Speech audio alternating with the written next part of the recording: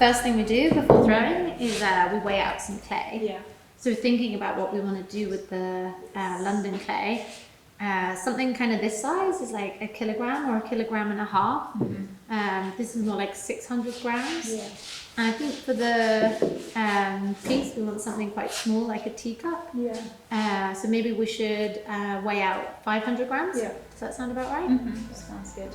So Yasemin and I were going to go exploring down the steps outside the front of County Hall, along the sort of riverbank of the Thames, and see if we can collect any natural clay.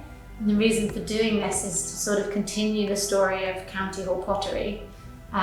10 years ago, when the kilns were first put in the chimney light well, a Japanese ceramicist came over to London, and he was the first person to use those kilns. And he went, like we will, onto the banks of the River Thames, dug up some wild clay, brought it back into County Hall, processed it, and the idea is to continue this story of this Japanese potter, so recommissioning the kilns.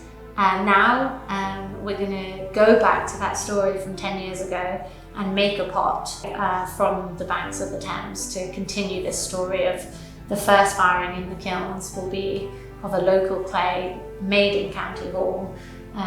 The pot that was made 10 years ago is now on display in Kyoto, so it would be nice for us to make a couple of pieces. Maybe one can go on display in Kyoto alongside the one from 10 years ago. Maybe we can display one in County Hall, and perhaps we can send one off to the cookery school and they can have one, so that we've created these pieces that bind all of County Hall Art's projects together, the pottery, the cookery school and Kyoto, through these little objects. So that's very exciting. Me and Yasemin getting our hands dirty, and that will be our first kind of true cross collaboration piece, which will be good, starting the project together. I imagine that this clay will be a low firing clay. We can use it structurally and fire it at a low temperature, and then we can use it as a glaze. Like this one turned very much like a glaze, and then this one's very lavary as it bubbles up. So it'd be interesting to use it in two kind of mediums. This one you can see has lots of different bits in it. I imagine it would be maybe something like this when it's low fired. And then the different colours you get from the different clays, I think, are natural and quite rustic, and create a really lovely patina.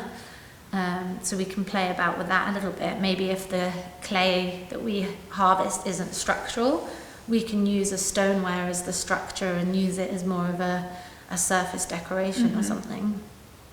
So we'll have to do some research on the Thames about where we can gain access. But you said there's some steps directly outside County Hall? Yeah, there are. I found different places where we can access, but there's definitely some right in front of County Hall. Perfect. And I think we can start there at least. Yeah, I'll bring a bucket. Exactly, Yeah. I'll bring some gloves. Perfect, sounds good. I wonder how many London boroughs there are if in 10 years' time we can do an exhibition of 10 London boroughs and reference the vessel in Kyoto, this vessel, and then this begins a 10-year exploration. Yeah. Not a full-time exploration, but set it as a little thing for our artists and residents. I think that'd be a really great idea. Yeah. And like a valuable one as well for the people of London to have like a record of it. Yeah, really nice. Perfect.